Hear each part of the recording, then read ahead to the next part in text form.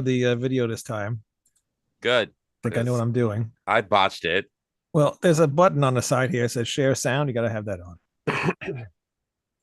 Well, you're hosting now, so I can't even tell. Good. Think I know what I'm doing. You guys have that original sound for musicians on?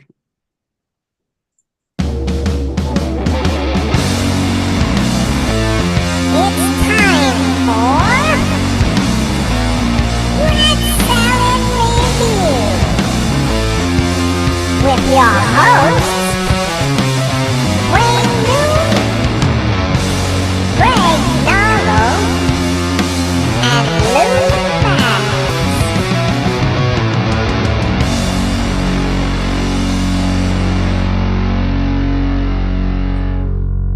I'm back. Blue Maps. Back.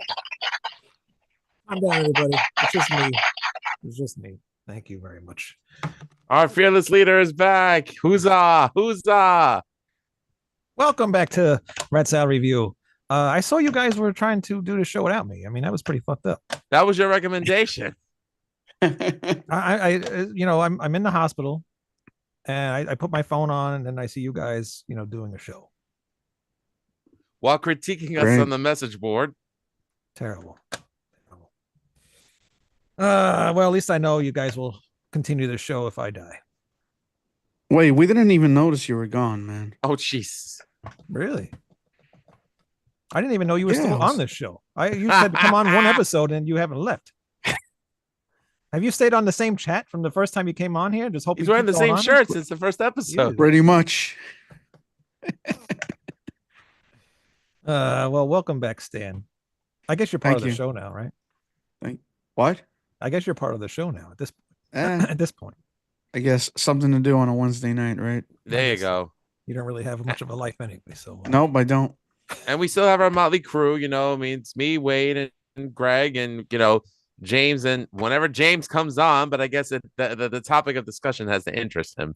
And of course Manny, and we got Stan. So, the sadistic six. Yes, that's what we are. Sinister Six, yes, after Mr. Sinister from Marvel Comics. Yes. I purposely make sure we don't have things that James wants to come on the show about, so we don't have to see him. Oh, what's the matter? You didn't like Ginger or Spirit Box? No. No. What we were saying before that we went live on air, Wayne is the biggest hater. I mean, he's the biggest. If there was a play a haters ball, he'd win every haters award. Greg's the worst. He hates Greg's a everything. worse hater than you. Yeah. Oh yeah, definitely. I I don't give know. things a chance. He's just like, oh, that sucks immediately. And he never even heard it before. And he just hates it immediately. Well, it reminds me of some other of your past co-hosts that would do that too. Oh yeah. I'm glad they're gone. But but Greg's fine. Come on. Of course, Greg's fine. He's the only one that he started this show with me. So everything's okay. But today's episode, I just thought of this just for the hell of it. And I'm like, let's do a show like 50 years of metal. And I know this is confusing because Stan got a little confused. You apparently understood what I was talking about, Lou. Because I speak Wayneese. Yeah, I mean, the way he typed that out, I was like, what? So I'm supposed to pick one album One album from 1975 from each decade. till now. Yeah. So I mean, every it's 10 still early in years. 2025. Yeah, every 10 years I pick one album. What?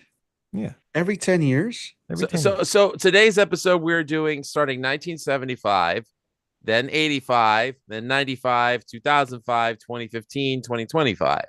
Right. So and six I thought albums we're picking. I thought he was talking about like you got to pick one album between that was released between 75 and 85. No. And I'm like, what the fuck? Like there's like a million fucking albums that came out during that time. Like, Although we should have can't you did make that. this any easier? We should have did that because then we could have just made this a whole series for like a month. You could do that. That's But a good idea for maybe next time. But anyways, I understood what Wayne said because trying to understand Wayne is equivalent to trying to understand Mickey Rooney in Breakfast at Tiffany's. Hello. Anyway. All right. Well, thank you for clarifying it for us in the chat. Of course, no problem. Yes, Catman, I am back. I am doing okay, except for today. I must have ate something, and it's just when I get these like gas pains, it doesn't go away. And finally, I took care of business, and it's finally went away now. But Have you looked into Prilosec or Tums or something? I was taking a probiotic, and then I was Oh, eating probiotic one. a bunch of Activia yogurts and stuff like that. So it helped a little bit. But oh my god, if I get these gas pains, they just I ruin think my you whole have day.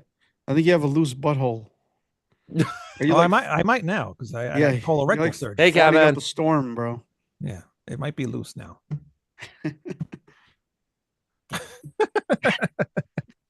So Ha anyway, ha ha ha ha ha! Using my name as a simile to poop in the toilet. Ha ha ha ha! Very funny.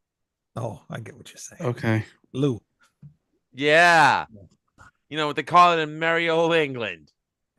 You palmy bastards. Anyways, let's do this. Go take a shit in the loo. All right, Stan.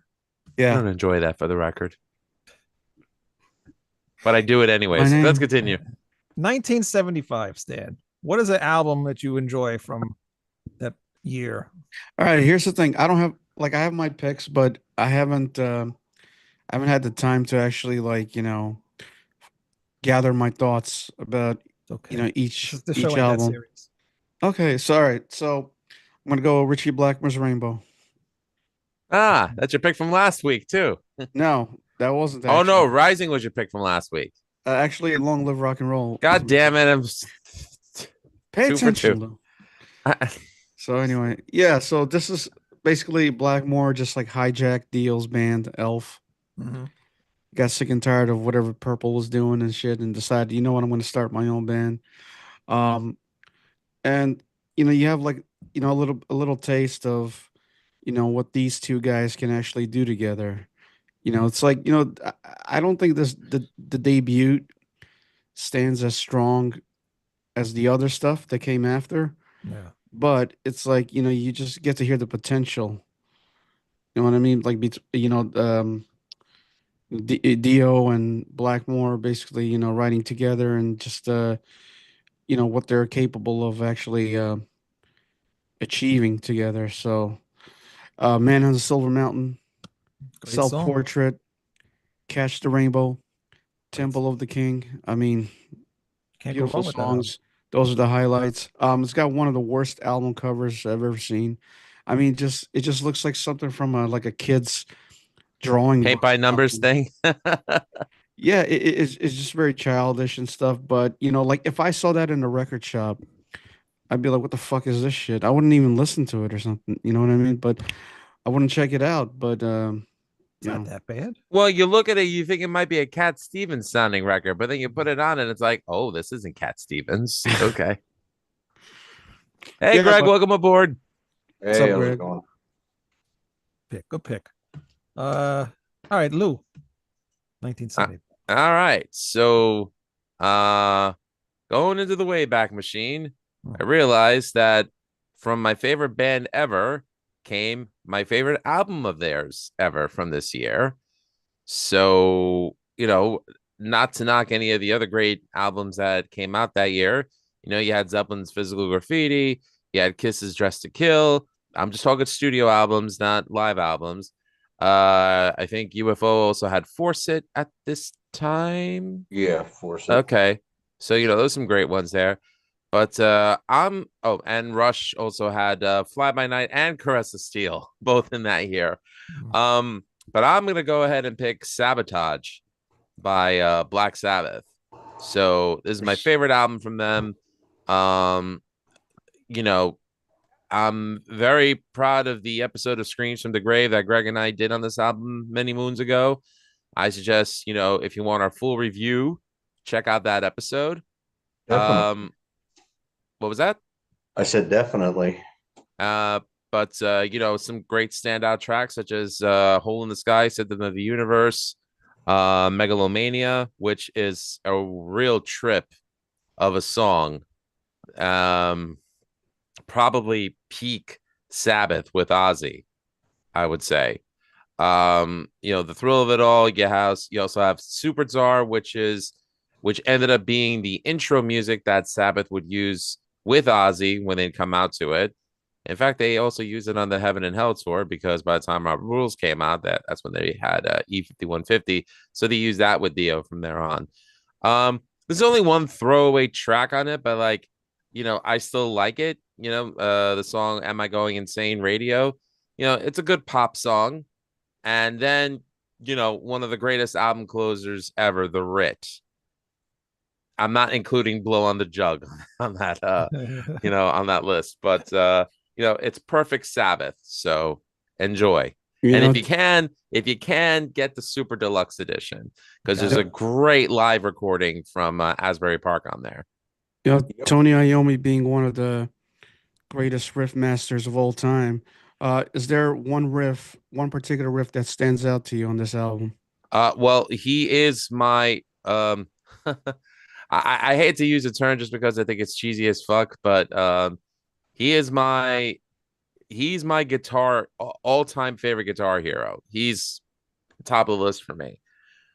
If I had to pick one riff from this album, oh god, I mean the opening track itself, "Hole in the Sky," is enough to that's enough. That's the equivalent of a sledgehammer to the face. Gotta love those while your best riffs. friend's fucking your wife. I mean, that's Whoa. the best way I can. That's right. I'm going full cuckold on this. So, yes, it's the opening riff for "Hole in the Sky." Absolutely awesome. Very cool, Greg. Well, before Catman wrote, he's on a Venom kick lately. I remember them back in the day. They were ridiculed. They still are. Yeah, pretty much. I think they were full of shit. They only knew one scale and didn't know how to play. But they made it work. You know what? It's show The business. thing about that is, no, they weren't great musicians when they started out, but they were so deeply in on their own joke and were so over the top obnoxious. It's just fucking beautiful. Mm-hmm. And that's why I don't like a lot of other black metal. They take it too seriously. They're out there crying, jerking off on a tree in fucking Sweden somewhere and writing weird shit on a keyboard that is produced awful on purpose, and it's dumb, but "In League with Satan" is one of the greatest songs ever recorded. And come on, "Arg," "Women, Leather, and Hell," it's just Lady Lust, "Angel Dust." Come on. Yeah, What it's a lot of started good this stuff. conversation about Venom? Because Catman has been on a Venom kick. Yeah. I Oh, love Venom. I did read his comment in the chat.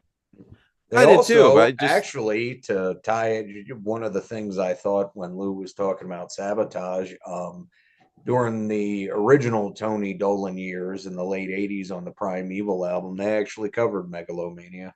yes, decent. It was a decent cover. Yeah, like I said on the episode we did, that's never been my favorite song from it. Next time I go in Insane, that's probably the one I get into the least. That's a record where I love it, but I really feel like the cracks started to show. Yeah, yeah. Well, But I'm not going to we deny already that. talked about it. Yeah. Like I said, watch that episode of Screams from the Grave. It's one of my favorites that I've done with Greg, and we've done a lot. So Yeah, that was a really fun one. All right, Greg, 1975.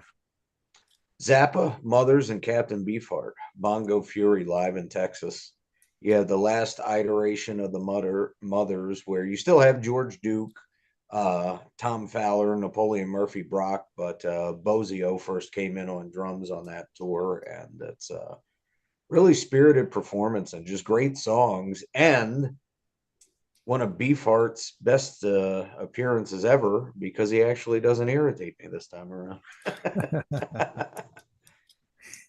Oh boy. all right, That's Wayne, I what's don't your think I pick? can make it through that one. But it has Muffin Man on it, which is also one of Zappa's most popular and best guitar parts. But Carolina Hardcore Ecstasy, 200 Years, where they're parroting the bicentennial and all that. It's just a great record. You should check it out. Oh, Zappa, we miss you. Take his word for it. My pick, and Manny will be proud of me here. I picked his man, Alice Cooper. Welcome to My Nightmare. Mhm. Shill. I had to, I'm going through all the albums. There's so many really, really good albums that come out. You guys Oh. mentioned a couple of them, but what? I was trying to remember what the rainbow cover always reminded me of, and I'm a child of the '80s, but I thought it was a Rainbow Bright record the first time I saw it. Then I found out it was Richie Blackmore. That was pretty interesting. They definitely improved the design of the rainbow on Rising. I think we could all agree that was Ken Kelly that did that artwork, correct? Yeah, Rising looks great. The concept of the first album could come off okay, but it looks like it's drawn cheaply. Honestly, it's just not super well done artwork, but a great record. Maybe it was. Who knows? Not very rock and roll. We know it wasn't AI because it wasn't. Frank eating a soft serve ice cream cone sitting next to Beefheart in a restaurant in Texas is much more interesting. So this is a drive-in restaurant in Hollywood. You done now? Oh, none of you guys have ever heard the album? No. And I never Lame. I'm sorry, man. I know. Okay, for the record, Greg has been wanting to do like a Zappa retrospective, and this has been since I joined the show. He did one. I was about to say in 1971. In 2021. Have we been around that long? Yeah. Since 2021. I feel like such a dick because we've never gotten around to it. We've done Halloween retrospectives. We've done freaking Coroner retrospectives. We've done a Def Leppard retrospective. But for some reason, we still haven't done a Zappa retrospective. Greg, I'm sorry. That's on me. Well, my Sundays are free now, so we can discuss. He was going to do a show, and we did one episode. What was it? Frogs with Dirty Little Lips or something like that? Yeah. We started it. You just weren't. Sounds very X-rated. Yeah, I can't do that. I just can't. But that was his show. Some of it's so different. You would enjoy. Yeah, I know, but I have to have at least one other person to do it, or it's not fun. It's not I mean, I could talk to myself about what I think of Frank all day, but I already knew that. Yeah. Listen, I can't hate on Zappa. I think the album "Shake Your Booty" is hilarious. Well, granted, the one I chose for Wayne, even though it is a great live album and hilarious, live Fillmore East '71. It's it's a comedy rock opera, but there's still some odd instrumentation and stuff, and I can see why you might not have been into it, Wayne. It's not my. But I love it. It's a great record. But anyway, going back to Alice Cooper, this is him actually, being a solo band, and it was pretty cool that he was able to make a really, really good album, and it's probably one of his best albums, sans the Alice Cooper band. So how could I not pick Welcome to My Nightmare? It's good from the beginning to end. It's perfect. Thank you, Manny. You're welcome. I was gonna pick Queen, A Night at the Opera. Yeah, because that came out in '75 too. But I don't know. For me, Blackmore's Rainbow just edges it out a bit. Yeah, I probably would have did the same thing. The One Night Opera is good, but there's some songs on there that are just kind of it's a little weird.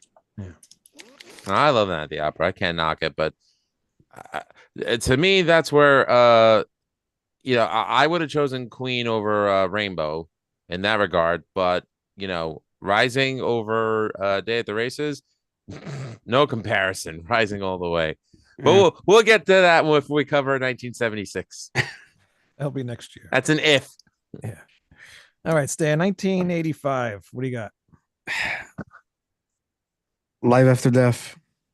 Live After Death. Maiden. I know it's a live album, Great so pick. I know. Okay, Greg picked the live album. That's all right. But that one's special, man. That one stands out to me the most. I remember playing that as a kid and in high school, and it's just amazing performances. We talked about this like earlier and stuff like that. So the band was on fire. The band was playing faster than on the studio albums. They're just and it was like what was it, like at the end of the tour or something like that was recorded? Yeah, it was the tail end of the U.S. leg of the World Slavery Tour, and I keep saying that if they had recorded it earlier in the tour, you would have gotten a better vocal performance out of Bruce. But He still sounds great, man. I thought He he It's sounded still still- awesome. sounds great, and he's got so much emotion. And the funny thing is, I have the full Hammersmith show on MP3 that side 4 is from on the original album, Mhm. but it just the whole show isn't as energetic to me as the Long Beach shows. Hmm. I'm surprised they never released that. I mean, they released Yeah, Beast I over don't know why they Hammersmith. never have. Yeah, And supposedly there is a bootleg of the Made in Japan show, like the full set, Yeah. but it's there is. maybe I have it. is it a soundboard recording? Does it sound decent? Yeah, it's a soundboard recording. That sounds good. Okay. Now, there's an earlier CD press of it that purports to be a fan club press that has like 18 songs on it. There's 3 tunes on there that they actually pull from different shows from 1980.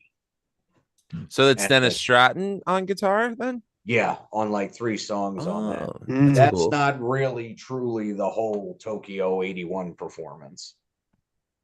Mm. Yeah. Interesting. Two of the shows were recorded in full. 2 nights were recorded in full, and the third one's only a partial. And Diano always said he wished they had recorded the whole third show and released it because he thought that was the best one.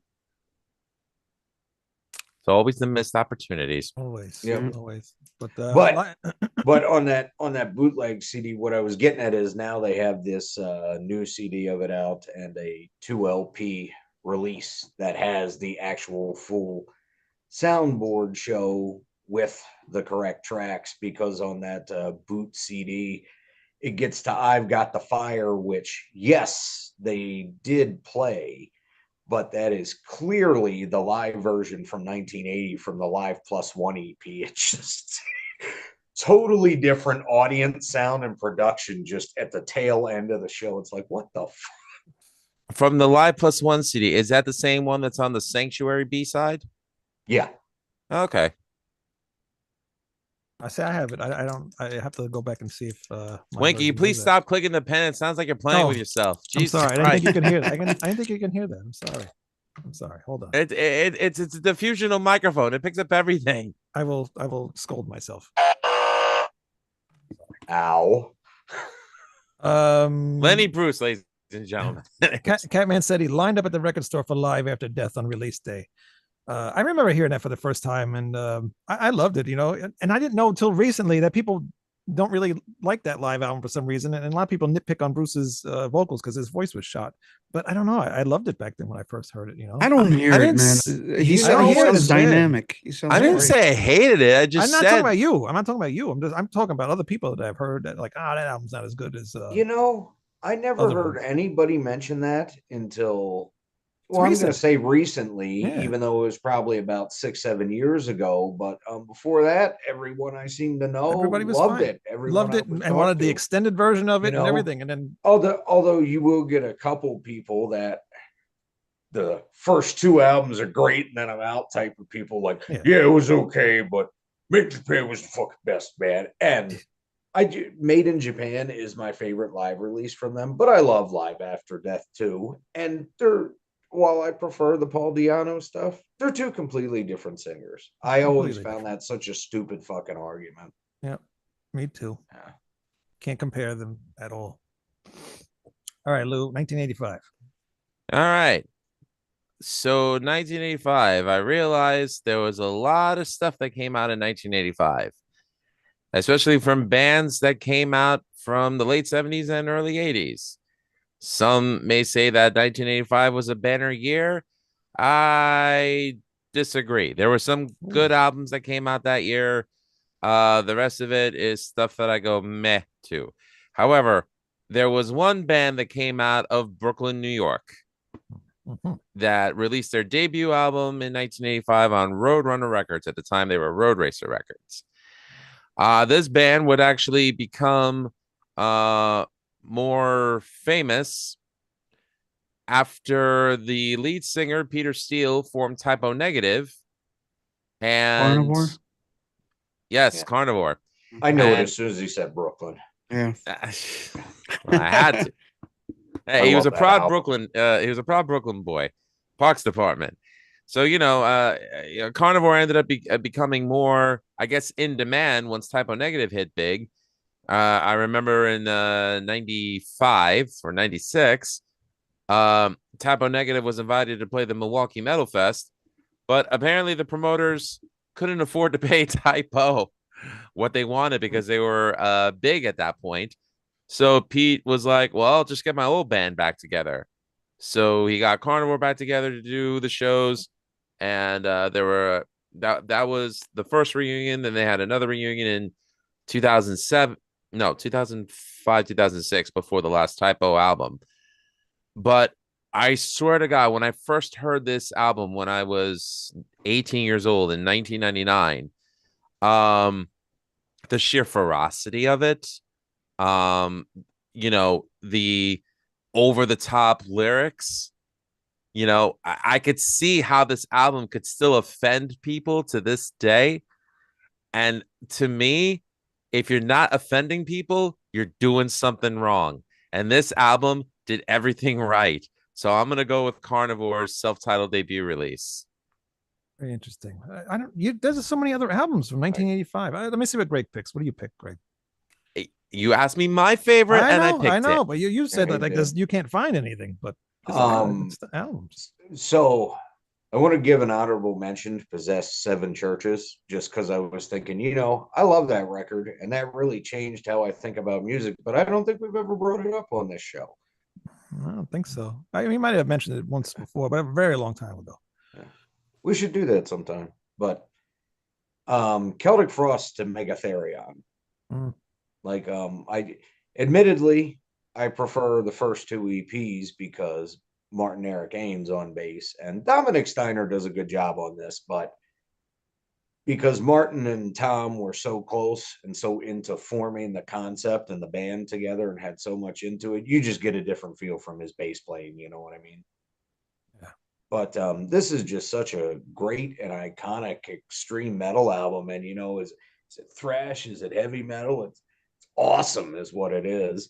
From the cover, evil people using religion as a weapon, and just how they're done up, the lyrics, the songs, the riffs, and it's intricate too. A lot of the shit's really complex. And when I first heard it, I just really identified with it. It's a great album. Definitely one of their best. Yeah, it's A lot of people songs think on it is the best. Oh yeah, I mean, you got Circle of the Tyrants, which has become a cover standard for pretty much every death metal band ever. Yeah. With good reason. Yeah, that's a good one. Yeah. I mean, Obituary did do it really good, but I prefer Celtic Frost's original. The Usurper's probably my favorite, though. That is such a awesome tune, the way that starts off. And Jewel Throne, that's a great song as well. Oh yeah. And then you get, Suicidal Winds, Beyond the North Winds, and all that with the different atmospheric stuff. It's just an amazing experience from beginning to end. Yeah. I'll never forget finding Celtic Frost albums. I didn't even know who they were, but I noticed they were on the same label as Halloween. They were on Noise at the time, I guess, or whatever. Mm-hmm. Yeah. And I only bought it because of that. I got to listen to what they sounded like. But I'm like, all right, if they're on the same label as Halloween, I'm buying them.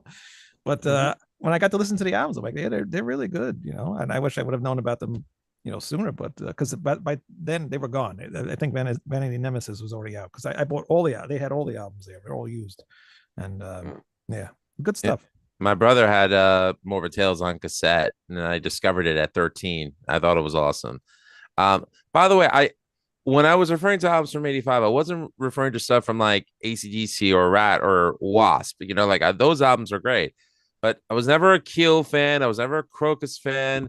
I mean, Helix, they had some okay stuff, but I mean, like Saxon, I think that year also had Innocence Is No Excuse. I wasn't a fan of that album. So, I mean, I get it. But they were Kiss Asylum. You don't like Kiss Asylum? No, compared to what? Shouldn't be compared to Carnivore? Are you out of your freaking? Well, I don't know. I mean, fuck, Bonded by Blood. There's so many good choices. You got Hell Awaits, and then Feel the Fire from Overkill, and Exodus. Those Bombers are of some of the Blood. good ones, but I was saying there was also a lot of bad albums that came out. Of Well, there's always a bad albums every year. Listen, if I picked ACDC's Fly on the Wall, then there would have been big. Look, It's fine. I I like thought Fly on the about Wall. doing that That's just cool. to mess with you guys. I mean, I do like the record, but I wouldn't be my favorite. Definitely not. Or something like Wasp's Last Command. Nah. 5150. Oh, shut up Oh. with that. That's blasphemy. I thought that was 86. It was 86. Oh, it was 86. Or sorry. But yes, blasphemy. Well, I'm going with Anthrax spreading the disease. A good one. It is a very Okay. good album. That's my favorite Anthrax album besides Sound of White Noise. But I It is my remember favorite as well, and actually has my favorite song from them on it too. which is Lone Justice. oh yes, very good Dude, song. that is such a fucking ripping tune. I'm It sorry, really I'm is. dropping the F bomb Again, it's all right. Again, it's another album, just like from beginning to end. Just like it sounds awesome. I love the drum sound on this album, the guitar sounds, and I like how everybody makes the what's the next album is Among the Living. Among the Living, and that's like their best album or whatever. But it's this album. This album's way better than Among the Living. Yes, I think so too. I don't know why people praise that other album so much. 'Cause this one, there's no bad songs on here. I can pick a couple bad songs off Among the Living. You know what I really like about Anthrax is that even though they're a thrash band and thrash, like thrash vocals are typically really aggressive. Joey More Belladonna aggressive. was just very unconventional. Yeah, it was Y- different. It, Not it every was really band- different than he was like a real singer and it gave him like a new dimension. Yeah, So I really like that. I That's mean, what- even John Bush, like when they sort of changed musical styles, even John Bush like added something cool yeah. to that Yep. band. So That's why I Yeah. liked Anthrax because they did do something different. They had the thrash, they played faster music, and the vocals weren't just like growling or something. It was being Right. more singing. So it Right. really appealed to me. it's cool, and that was an interesting dynamic. And I think we're fortunate that we have the best of both worlds now. You got Joey, who was at his age still on point as a singer, and you got John back in Armored Saint. Yeah. By the way, I'm very upset. I'm apparently Armored Saint is opening for Michael Schenker on the West Coast, not on the East Coast. So I'm very upset about that. I missed them a few times. They went when they were playing with Wasp. I wanted to go. I actually just wanted to go to see Armored Saint. I didn't care about Wasp, but I missed it. I'm lucky I got gracious. to see Armored Saint in 2000 at Lemoore. Okay. Of course, they didn't go on stage until 1:30 because Wow. it's Lemoore. So, yeah, book as many bands as you can before Yeah. the band so we can afford to pay the headliner. Yeah, I hated those shows. God, I was involved in a lot of that stuff. Fuck you, New York, and your pay to play bullshit. Anyways, Very annoying. All right, speeding along here. 1995, Stan. 1995. 1995. 1995 was a weird year. In fact, I think like much of the 90s were really weird. Like there's not a lot that really stands out to me. But I'm gonna go with Gamma Ray, Land of the Free. nice. Ah, So, like to me, I feel like this album sounds like something that Halloween could have done after Keeper Part 2. definitely. Like it just slots nicely, easily. And there's a lot of, power metal classics on this one, Rebellion in Dreamland, Mhm. Men on a Mission, All of the Damned. At first I didn't really like, Kai Hansen's voice, especially when he sings high, 'cause he sounds really, it's almost Like a Muppet. like a Muppet. Yep. It's almost irritating. But eventually I got used to it. I mean, like, 'cause like the melodies he writes are really nice, and they're almost kind of, especially on this album. Well, much of Gamma Ray anyway. Much of the well-known stuff, it just sounds almost poppy, Yeah. like the melodies, but they work and it's really cool. So like yeah, Land of the Free for me. They did a sequel to it, right? Land of the Free Not as 2, good. and it was just Not as good. not as good. Of course Mhm. not. No, you cannot top this. This is my pick as well for 1995. Oh, really? Okay. Yeah. I was blown away because freaking Kai Hansen hasn't sang. I mean, he sang like one or two songs on the previous Gamma Ray Walls of albums. Jericho, right? Well, no, yeah, he played on Walls of Jericho, but I'm talking about with Gamma Ray when they got that band together. He wasn't the vocalist. He was Oh, just, Ralph Sheepers was the vocalist. yeah, but okay. he did like a song here and there. But then also he went and did some Blind Guardian stuff too. So I did get to hear Kai Hansen, just not in his own band. But when I heard he was finally doing vocals again, I was like, I couldn't wait to get that album. And it's awesome. I love the whole thing. It's really good. Got Michael Kiske also on it, and Hansi from Blind Guardians on it. I think that's it, right? I don't think there's any other special guests. No, I don't remember. although But, Michael Kiske, I think he didn't he like just completely like abandon metal at that point or something. In Or the Yeah. following year. Yep. the following year, okay. Yeah, he got he really sick of metal. Yeah, he didn't want to be associated with that at all. I think he didn't even want to be credited with anything. He That he he contributed did, to On but Avantasia, I think he didn't want to be credited with anything. he named him himself his brother's name Ernie or something like that. He didn't want to be. He didn't want anybody to know it was him.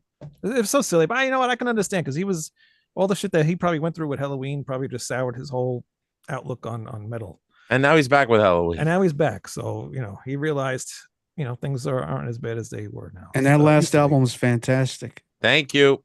The last Halloween album, Yeah. I'm gonna disagree with you on that one.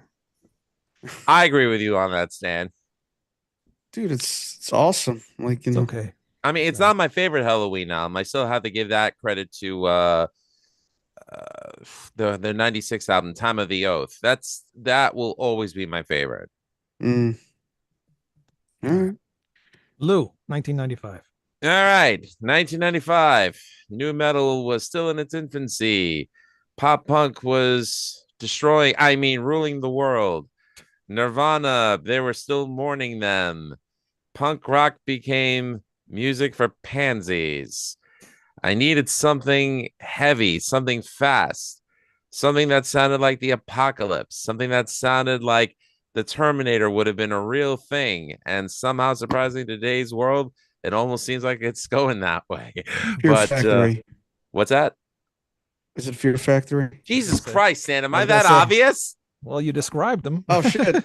It really it really is Fear Yeah, Factory. Stan, this is Stan's last show. He's fired. That's it. I don't. Dude, He's blowing up my spot, dude. He's dude, blowing up that- my fucking spot. That same year, I was at the movie theater and I heard Zero Signal in Mortal Kombat. Ah, yes. That's how I discovered them. And that's how I discovered them, yeah, and it sounded great. And I was right? like, this is awesome. I never heard I- anything like that before. I was like, it's like very industrial, right? Yep. Yes. Yeah, Yeah, that's yeah, so Th- yeah. they were like that perfect combo between industrial techno, whatever you want to call it, and death metal with melodic With melodic vocals in the yeah. choruses. And I felt like I had never heard anything like this before. And it really spoke to me as a fan. And I'm gonna be completely transparent.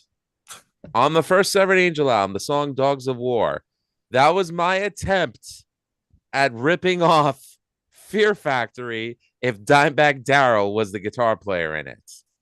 I will fully admit I ripped both those bands off. I wanted to write a Fear Factory-esque song, and I feel like I accomplished that. And that was the song that birthed Severed Angel. So thank you, or I apologize, or fuck you if you don't like it. So yes, I'm going with Fear Factory to Manufacture. Very cool. I love that album. And my first introduction to them was on Much Music. They played like a You little lived in live Canada? show. No, but we used to get it here. No, we didn't. Yeah, we did. Maybe you did out in Long Island. Oh, in you know the what? You know what? sticks. I might have gotten it because we had the cable box. Whoa, careful now. You don't So- want the Fabai coming to you right now. I think we're past that now at this point. Yeah. I don't that's- even have cable anymore. I just stream everything. But that's how I found it. They were doing like a live. They did an interview and they did like a little live performance thing, and I was just like, "Wow, what the hell, man! This guy's growling and he's doing this operatic stuff." I'm like, "That's really cool." So, Yeah, and their first national tour that I can remember was in '96. They opened up for Maiden on the X Factor tour, and when they played New York, that was during the weekend of the big snow blizzard. And somehow both bands still played to a decent house at the Academy in New York City. So it was good to know that Fear Factory was one of the few metal bands that was getting love from not from the mainstream, but from the fans. So, Mhm. Greg, what's your opinion on Fear Factory? I love Fear Factory. I was actually going to pick Demanufacture, although I discovered it in a different way from you guys. Although I did eventually see an interview, or maybe it was a video on TV, and I connected Burton's name. But I loved Sabbath. I was super into them, so I had Geezer's Plastic Planet first. Ah, okay. GZR, very cool. Yep. And I tracked him down that way. But yeah, real fresh sound, real aggressive, and I love Burton's vocals. Yes, they're clear, but they're very unique too. They're very powerful and gruff, but clear. And I think that was pretty different for the time. I mean, most of the stuff I would generally pick from the 90s is honestly death metal, which is kind of not the biggest fan of the majority of it after that time period, but there was just a lot of great old school death metal at the time. And well, it was still a fresh genre, and they were experimenting more, you know. Not that I would pick Cancer's Black Faith for my favorite of 95, although I do like it better than most people. It's a very confused album. So what is your pick for 95? Let me think here. I'll go Morbid Angel's Domination, because I don't think people give it enough love. You know, they slowed down a little bit for it, but to me, it just made it that much more epic sounding. It's like getting pummeled by a wall of slime.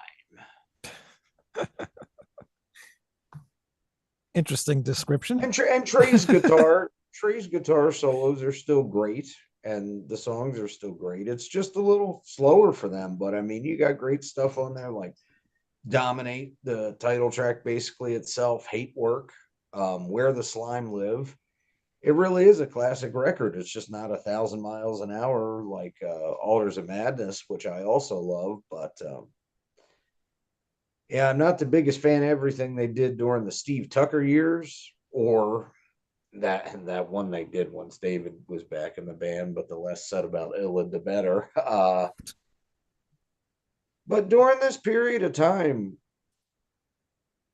I think everything they did experimenting wise with their sound turned out great. You know, they branched out and evolved, and it's still heavy, it's still badass. It's just not super aggressive, I guess.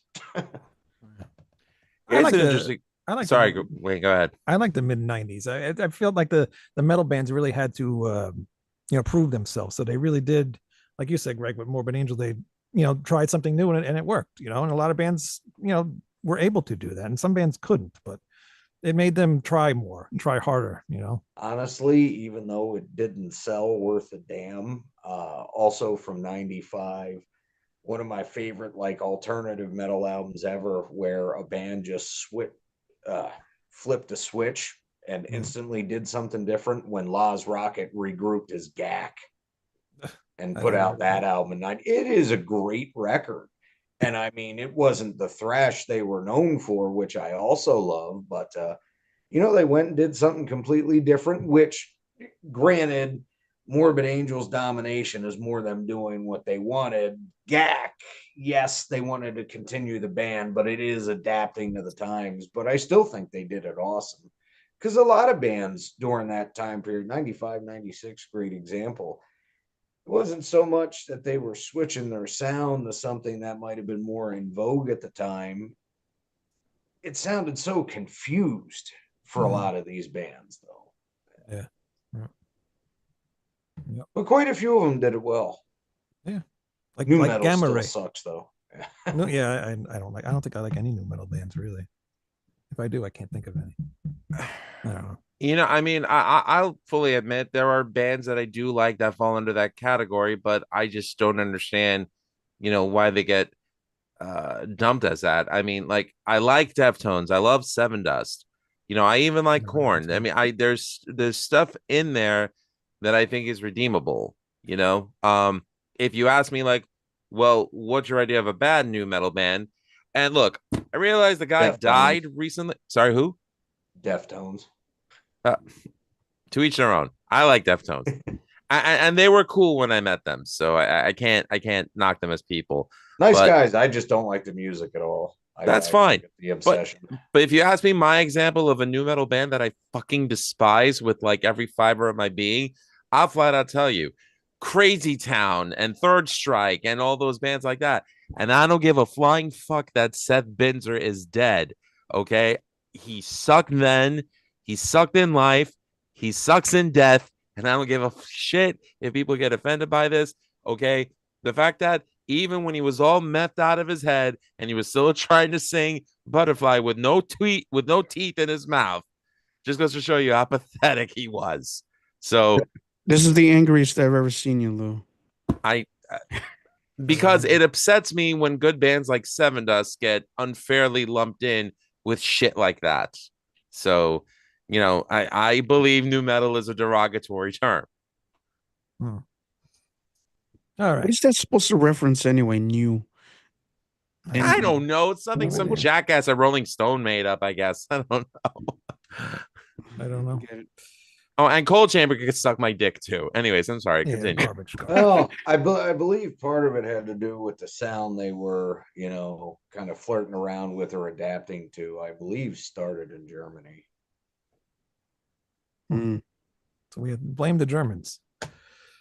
Stan, 2005. What do you got? 2005. All right. Well, I'm gonna go with Dream Theater, Octavarium.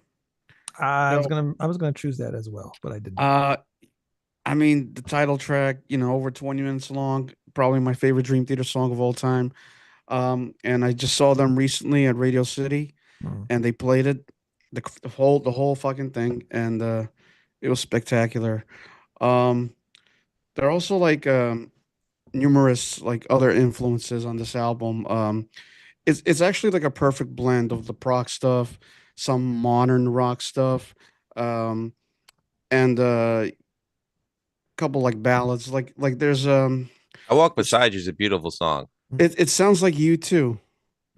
It's better than you two, in my opinion. It's better than U2, but obviously it's influenced by U2. And also there's a couple of songs in there that are influenced by Muse, like Never Enough. Yeah, I'm sorry. That's a blatant ripoff of us of Stockholm Syndrome. It really is. No, I think they're very different riffs. The formula is the same. Dream Theater did it better. I respectfully disagree, but I Octavarium had some great spots on it. I will agree to that. Well, It's a good anyway, album. so the other thing is like each song, which is I find this pretty interesting. Like each song starts in a different key. So they built the entire album around the octave. So the starting note of each song ascends step by step up a major scale. So the first song is in F, the next is in G, and then A, B, C, D, E, F. Hmm. So I just thought that was kind of cool. Like Octavarium is it's just something they made up Yeah. to. And it's also their 8th album, correct? It's also their 8th album, yeah. And I think it's what else? Yeah. Yeah, I don't have any more bits of trivia. I thought I did, but it's I like it when bands like do like really creative things like this. It's pretty interesting. Like, they're not just like focusing on the music and the lyrics, they're just like focusing on the whole experience. Like the artwork, the title, like what's the meaning behind everything, the little nuances, the little details and stuff like that. I mean, I don't know. It's just kind of cool. So I really like that album a lot. I think it puts together like all of their albums into like one. Like there's like their fast stuff and their heavy stuff and then the light Exactly. stuff. It blends everything that they've done up into that point into that one album. Because the previous albums, they kind of like really got really heavy, and I don't know, some of the stuff just didn't really sit well with me. But when that album came out, I really liked a lot of it. And Mercurochrome Blues, not being a jerk, but rock and metal is probably 60 years. Yeah, it probably is 60 years, but I just wanted to do 50. Well, if we were gonna do 50, then we would have done 5 albums. We are technically doing 60, We're doing- 6 albums. Yeah, so But just enjoy the show. no, of course. but I do think Octavarium is a great album. I mean, it's funny because like you had 6 Degrees of Inner Turbulence. A Yeah. year later, you had Train of Thought, and then 2 years later, you had Octavarium. 3 albums from the same band, from the same lineup that you couldn't picture 3 more different albums, Yeah. Yeah. which I think is a testament to their musicianship. And I like the song Never Enough. I definitely got Heavy Muse vibes when I heard it. Yeah, it is. And And Panic they're Attack. entitled to do that. It's fine. I mean, I don't care what it sounds like. It's fucking great. I Yeah, mean, and I'm not hating on them. I'm Yeah. just saying it was noticeable. Yeah. All right, Lou, Great. 2005, your pick. This was the hardest year for me to pick because there were 5 albums I liked a lot. So I guess I will I'll say some honorable mentions. Solace from Iron Dissonance. The Poison by Bullet for My Valentine. Even though I can't really stand emo as a genre, I'm glad that at least one band broke out from the emo stereotypes and pretty much released the big middle finger of an album to it, where they included more metallic riffs and guitar solos. So I'll give credit to Story of the Year and their album In the Wake of Determination. I'm so glad that they separated from all that because I'm sorry, emo is a big scene of PDFs and chomos. It's for children. Say that again. It's for children. Yes, written by men who still live in their mom's basement between the ages of 25 to 30. And I'm really happy that this one little band out of Missouri decided, we're going to go against that grain. Thank you, Story of the Year. You redeemed yourselves. I also got to give love to Angel of Retribution from Judas Priest. That's a good one too. However, there is That one. was good. First one. Yeah. Say it again. I said, yeah, that one's good. First one, yeah. Story of the Year. That was like the whole time you guys were talking about Dream Theater. You might as well have been the adults on Peanuts. That's all I heard. I liked them. I but love I you, know Greg. nothing about them albums. It's Well, next week we're doing the Dream Theater discography. So Oh I got God! something to do. Like I scratching. don't know his what it nuts. is yet, but I wash your hair. So I'm gonna pick Robot Hive Exodus from Clutch. Oh, that was an honorable mention for me. I know Wayne gives me flack for liking Clutch. I don't I care. never said anything I love about Clutch. You said you don't like Clutch. I don't. I had nothing against you doing it. Okay, well, I'm happy to pick Clutch. I think this album definitely has some standout tracks. I will always say Blast Timer will always be my favorite Clutch album, but this is definitely up there with probably their 5 best. So I would recommend everyone go out and check it out. 10001. 11100101 binary code. Anyway. Dude, that guy writes the most witty lyrics, and Neil Fallon is nuts. On stage, you could tell he's having a great time. yeah, he's awesome. Yeah, but for me, there. And I love Tim Solt as a guitar player. I think he comes up with some great stuff, and the way he uses a wah pedal is different from everyone else who uses it conventionally. Kirk Hammett. But I really have to give it to their rhythm section. Tim and John Paul do a great job. Keeping the beat, keeping the groove. I'll always be a Clutch fan. So Favorite tracks? Oh, definitely 1-0. That one. Yeah. Mice and Gods. Mhm. You can't really go wrong with any of them. Like I said, Blast Tyrant, it definitely had more standout tracks for me, but for 2005, I still got to give the Iggy to Clutch. Good choice. Very cool. Andy from Black Spinner Circle. He says Angel of Retribution was a return to form. Yes, it was. Not denying that. It was a very good album. Next one wasn't as good though. Greg, you're on mute. oops. Yeah, Angel of Retribution's a good one. It's all right. It's a good reunion Yeah. album for them. So 2005, Greg. Oh, well, another reunion album, but beats the pummels Angel of Retribution, and that's Obituaries Frozen in Time. Never heard it. What? You heard of Obituary, I hope. I've heard of Obituary, yes. Yeah. Of course. So they disbanded more or less at the end of the Back from the Dead tour in '98, and well, there's rumors that they owed Roadrunner one more record, and that was really why they reformed, was to do it. But they started touring again before that, so I think that's a bunch of bullshit. But anyway, so they had already been back live, and they were great, but they finally did the album in 2005, because I think they started touring again in 2003, if I remember right. But whereas their final one before this, Back from the Dead, was a little unfocused, it didn't quite seem as involved with the playing, even though I still love it, but definitely a low point compared to this. And this is just, you got Alan West with his crazy aggressive guitar solos, and John Tardy with that animal growl, and Frank Watkins just going nuts on that bass, and of course Don Tardy on the drums. I mean, it is just ear shattering in its heaviness, and the songs went from being good back to great again. I would actually put this up there with The End Complete.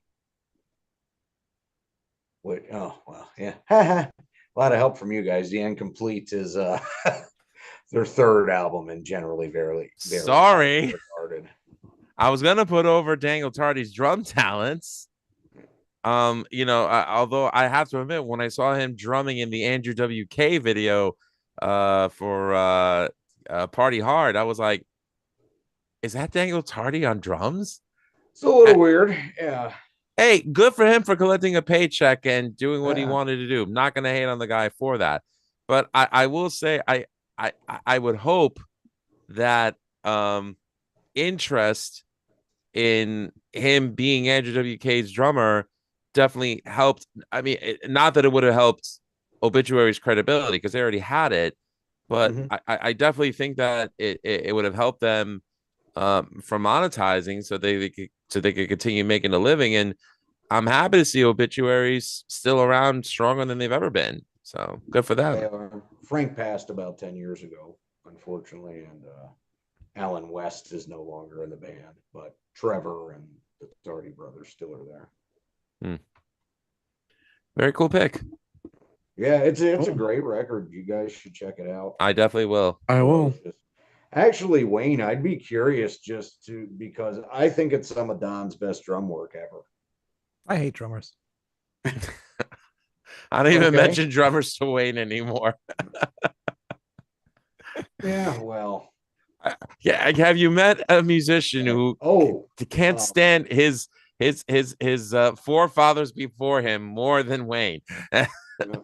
I saw this tour though. I actually went to an in-store appearance in Tower Records where they did a signing. It was funny. It was only like me and my buddies that showed up. We got to hang out with them for hours. It was awesome. Great bunch of guys. Was this in Jersey or Minnesota? Virginia. Oh, sorry, Virginia. So where'd you see them play that night? At Jack's? Jack's, yeah. I remember my venues.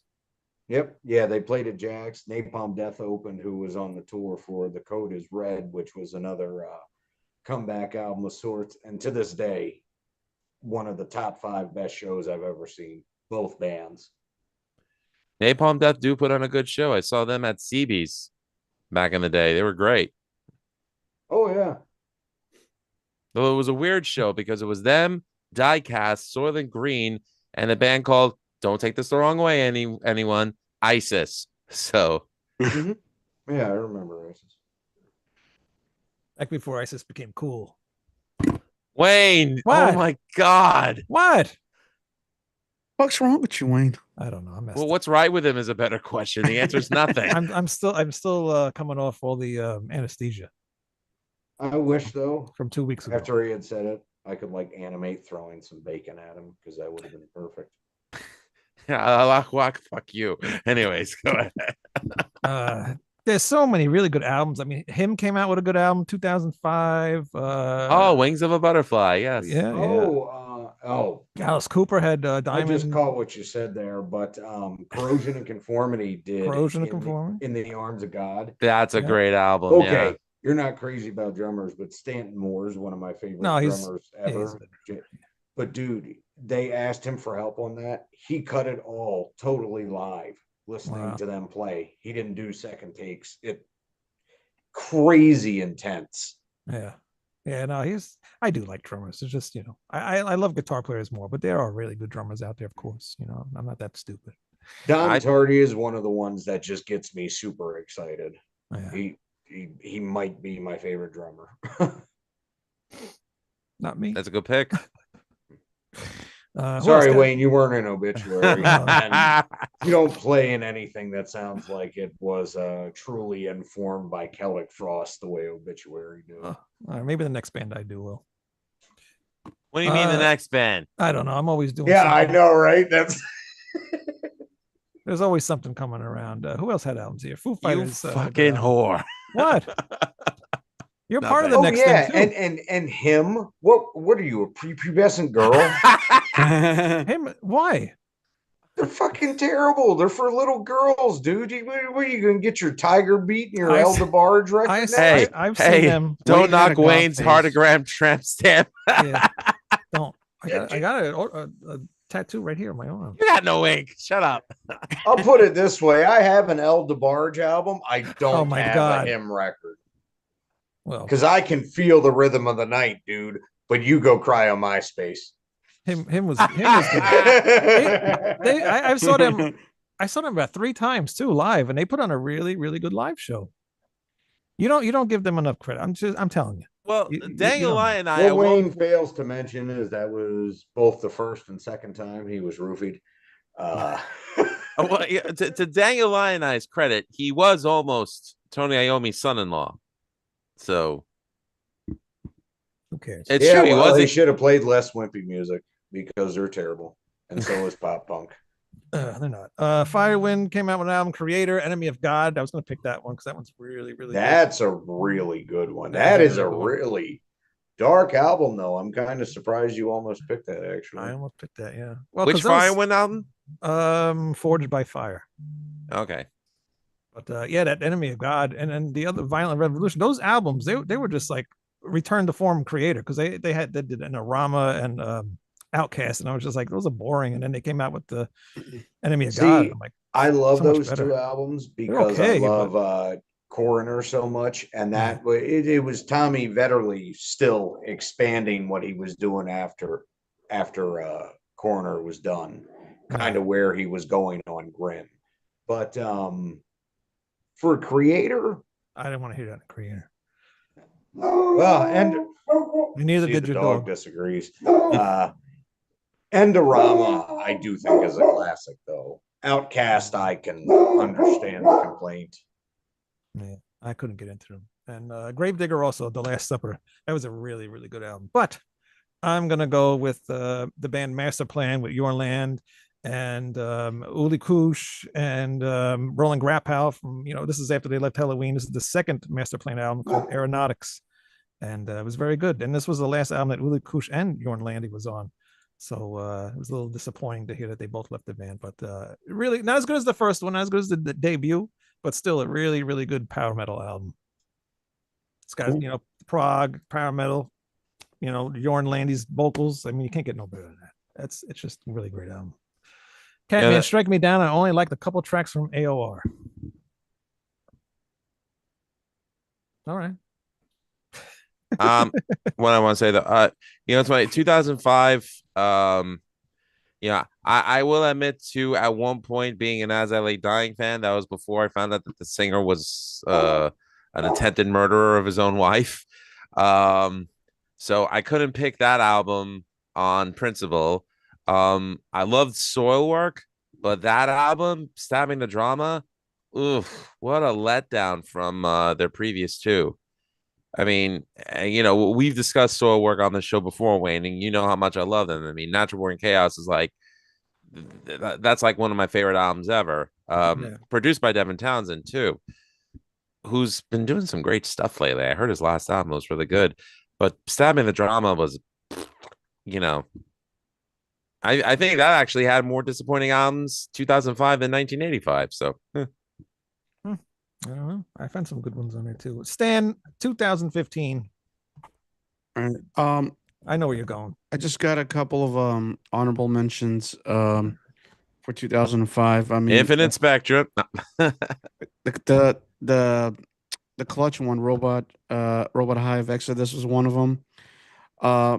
Tyranny of Souls, Bruce by Dickinson, very good. Bruce Dickinson, and The Strokes, First Impressions of Earth. That was a really good one too. Yeah, I know it's not metal, but settle Okay. down. You like it, you like rock it. or Who cares? metal? Rock or metal? But for 2015, honorable mention goes to Muse with Drones, which I think is probably like their heaviest album that they've ever done. But I'm sure Wayne already knew what I was gonna pick. I'm gonna go with Ghost, Knew it. Leora, and I remember standing in line at I forgot what shop this was, somewhere in the city, Nobody beats the Wiz. and no, Wasn't open then. and know. Ghost was doing a in-store signing session in a like an acoustic performance or something. Yeah, I think I remember you told me. I think it was about Best Yeah. Buy. No, it wasn't Best No, Buy it's a either. local shop. Oh. Was it like Rough Trade or something like that? I don't Maybe. even know. But anyway, yeah, so I got to meet the band and nice guys. But this album is just, you know, this is where they perfectly mixed, the poppy melodies and the heavy stuff together. Just it's so fucking good. This is like, what do they like to call it? Scooby Doom. Scooby Doo. Yeah. Scooby Doom. And I love it for that reason. I know some people like say that, to make fun of them or anything, but those were when I first heard Ghost, that's the first thing I thought. This sounds like Scooby Doo music. But I've been waiting for a band like this for the longest fucking time. I love that shit. I love the poppy melodies over the heavy riffing and stuff like that. It just sounds like It's like a theatrical rock brought up to like 11. yeah, but this album in particular sounds like a mainstream Merciful Fate or something. It's Oh, it's like let's a say that. weird. I Greg's wouldn't gonna get say it's upset. Merciful No, Fate. Greg's no, gonna- that is Okay, okay. disrespectful Yeah, to yeah, Merciful hold on. Fate. Now That we've is unleashed like- the Here- dogs here's of the war. thing. Greg, I knew have it. Shut the fuck up. Shut the fuck up for a second. There are some riffs that Ghost write that I have only heard Merciful Fate do. Like from the pinnacle to the pit. Come on, it sounds like an old school Merciful Fate song. No, it sounds like somebody trying to make a riff sound like an old school Merciful Fate song. All right, same shit. Anyway, No, it's point not is- because there's no integrity in it, and it's not good. Greg is a Ghost hater, Stan. So all right, yeah, I know, but You take okay, your creepy ABBA out the fuck. creepy All right. ABBA. anyway, listen. I love the album too, though, Stan. So Yeah, it's I think it's their best work, and I mean, I don't know what's there to really hate about this thing. I mean, it's like, people are just complaining, oh, this sounds like, too poppy, it sounds like ABBA.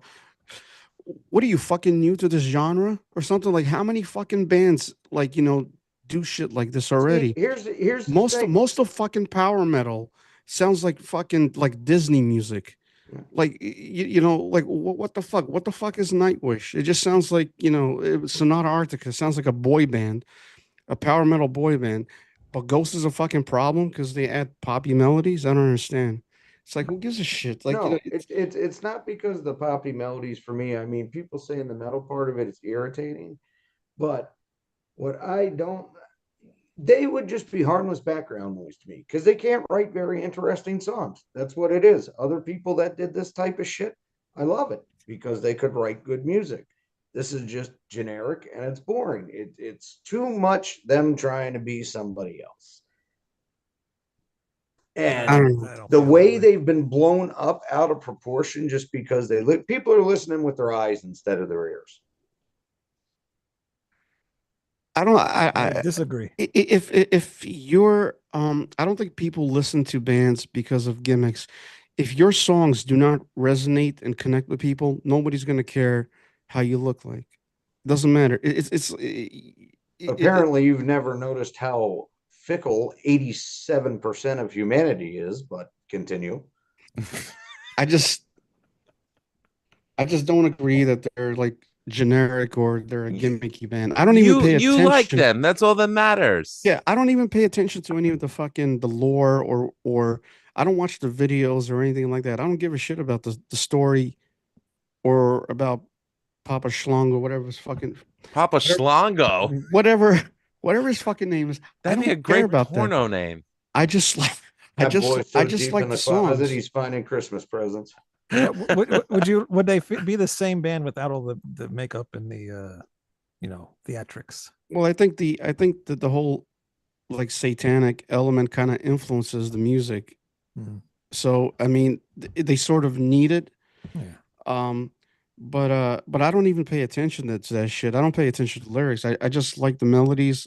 I like the riffs, and I don't know I don't know what to say. I mean, it's like I wouldn't go so far as to call them generic, though. I mean, Well, that's pretty like. Nah, I- I think we're going a little too far with that one. But I mean, look, I mean, they've been around 13, 14 years at this point. yeah. The test of time is, give them another 10 years.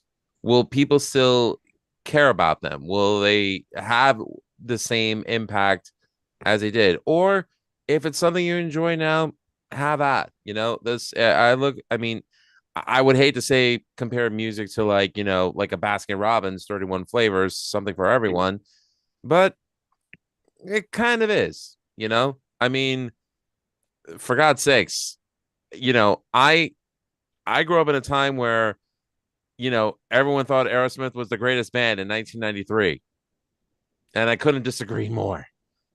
But Get a Grip was a great album, though. it's probably their last good album in my opinion, but although I Maybe. thought Pump was a better album. All right, we're done here. All right, moving right I along. am later. I'm agreeing with Stan. Greg, so Greg, what about you? I'm agreeing with Stan, so I'll have Why? to repeat later. So, No, what's your I picked the same 2015 pick?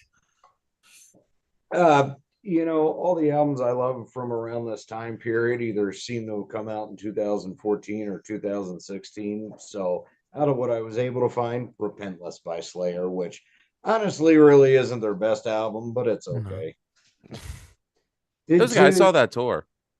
I enjoyed the tour, but without Hanneman there to balance out Kerry King, I love Slayer, but after Jeff unfortunately passed, I was just never nuts about the new albums. Yeah, I mean, Although World Painted Blood is one of my favorites of theirs, Christ Illusion is great. It's not that they didn't do good later era albums. It's one of them things where they played together so long and Jeff was such an integral part to the sound. I really think they struggled. I mean, you still get some great songs on there. Repentless itself is a total classic, but just a lot of fillers. some of it just seemed sounds like they were just playing confused. fast just to play fast, and there was no like meaning or anything behind it. There wasn't much thought into the songs. Is what I felt. well, it's Kerry Yeah. King writing the stuff. I know. So that's why. Yes, Kerry King spewed drivel, like I like to call it. That's more in reference. Although people seem to be liking his solo album, so It's pretty forgetful. I like his cover of Killers though. He did a good job with that. Oh yeah. The cover was cool, but I don't find the album anything special at all. I mean, they sound like leftover Slayer songs. Hmm. They're just not interesting. Plus, I'm kind of irritated that Mark's out of Death Angel now because he wanted to carry on with Carrie. Yeah. Wrong choice. I agree with Greg. I saw Death Angel open for Anthrax. They were amazing. Oh yeah. So I'm just like, Mark, I don't know how much more money Kerry's paying you to tour with him. I would have stuck with Death Angel, dude. Seriously. Probably a lot of money. All right, let's speed this up a little bit. What's your pick? All right, so I'm gonna go for a double album. But Oh. one honorable mention I want to say is Ire from Parkway Drive. I'm a huge fan of the song Crushed. But I'm gonna go with Periphery, Juggernaut, Alpha, and Omega. Both of them are great dual disc. They're sold separately, but they're two albums of the same branch. So I'm a huge Periphery fan, especially a fan of all three guitar players in the band are great. Jake, Misha, and Mark, but definitely a big fan of Mark's songwriting and Misha's playing. I think their drummer Matt Halpern's probably one of the best drummers out today. The fact that their former bassist Adam used Matt to create the sound bites for the Get Good Drums program that many, including our dear Alex Rapetti, use. It's a testament to that band's talent, and there's some great songs on this one. Very cool. Very cool. All right. 2025. Stan. What do you Well, got? what'd you pick? 25th. Ghost. Oh, I said Meliora. Okay. Yeah, I said I agree with Stan. And the Greg is a fool. Stan. Oh, shut up. 2025. Greg's Did entitled you to hate on lose your Ghost. mind along with your hair? Do you ever get tired have of being hair. wrong all the I have time? hair. It's right here. I do Yeah, have hair. uh-huh. All right, it's all right. It's all Keep right. clinging. You know, Keep clinging. Just I also- like we all like I different- also have Oh, I my- also have hair somewhere else. Hold on. Oh, no. Keep it G-rated. Thank you. Keep it G. Why? I'll just show you my arm. Stan, Yeah. go ahead. You know when I got my surgery, they shaved my belly. Well, yeah. They shaved all my hair. You have to cut into you right Yeah, I now. know. Now I'm Of all course they soft. do. I'm all soft now. An infection. I'm gonna throw up. Anyway, all right. Go Well, ahead, what do you Stan. expect from a ghost fan? All right, man. So 2025. I mean, the year, we're not even halfway into the fucking year. So No, I know this year is a very hard thing to pick because it's not. We're only in April. So, all right. Well, I'm gonna go with but there's only one choice. So let's see if you get it right. I'm going with Night Flight Orchestra. You asshole. Why? I'll go ahead. I'm only kidding. Okay. But anyway, so you got elements of disco, ABBA, AOR, very catchy, very 70s, very 80s, very fun. Just a couple of death metal dudes. I think they're from like Soilwork also. I mean, Lou mentioned them earlier.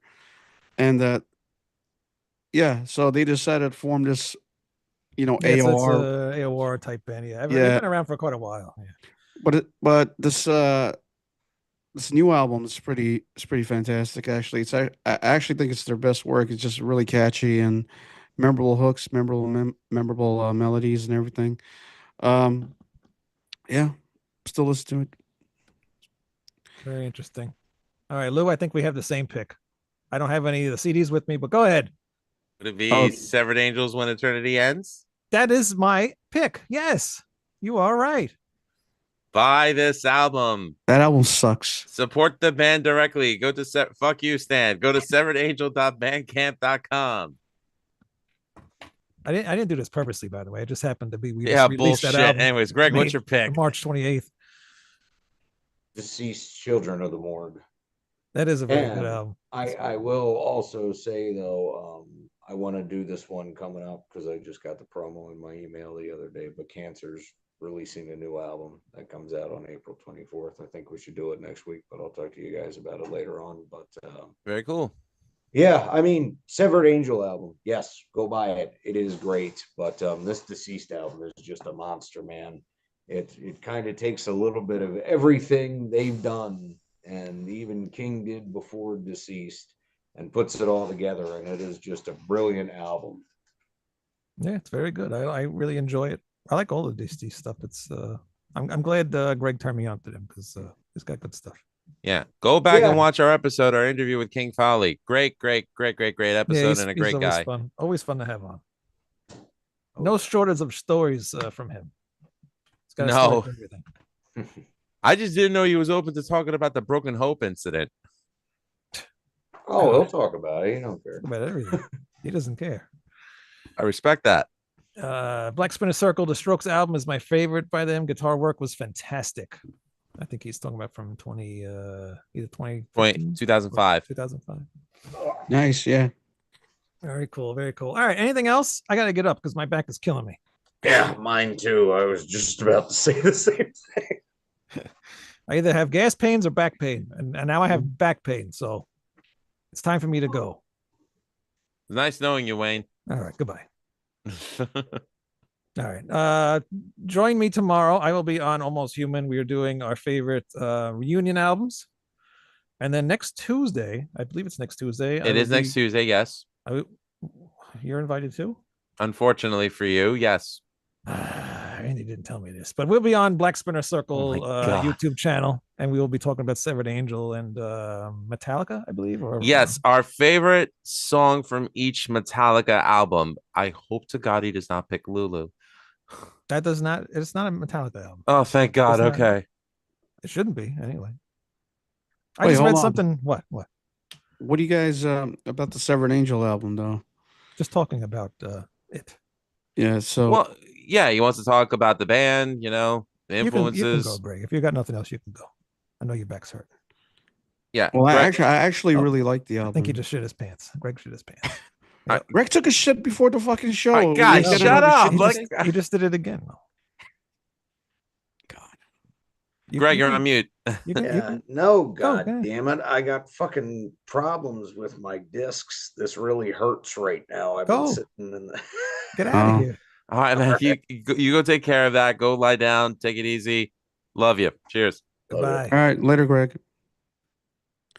Yeah, You guys so gotta lay off on him with the ghost shit, man. You know he hates that band. Come Oh, on. it's even. I don't even give better. a fuck. I don't give a fuck. I'm gonna talk about it because I love the band. Anyway, the Severed Angel stuff. I got to listen to the album, and I really like the Eyes of Time song. That's really catchy power metal, man. Is that Thank what you you. think about your own fucking music, man? Yeah. Well, he doesn't write anything, so No, that's not true. I wrote 2 songs. okay, whatever. Next album, I have a song. Ugh. What do you guys, favorite tracks from the album? All of them, every single one, Every single one, huh? every single one. Every single Um, one that stands out. All killer, no filler, as the kids say today. I mean, That's the way it's supposed to be. And That's the way it's supposed to be. Andy said Lulu will not be a part of show on Tuesday. So good. thank you. Thank you. Good. Stan, if I had to pick 3 songs, I would say A Wolf in Sheep's Clothing. That's the uh, disco-ish one, right? Which reminds me. I wouldn't call it disco-ish. Yeah, I know, but- more EDM techno based, but That mean, and Eyes still of very Time are rockin'. my favorite ones. and I have to give myself kudos for One Life to Live. Yeah. Just because I always wanted to do a song that was more positive, upbeat, and very influenced by Shrapnel Records type bands. And I have to give Alex and Mark credit for the title track. I think When Eternity Ends is probably one of the best songs that we've ever done, and it hits on a lot of levels. Yeah, this is the third album. This is the 3rd album. Yeah, you guys have been working really fast, We've been kind of slow lately because reality is set in, but Yeah.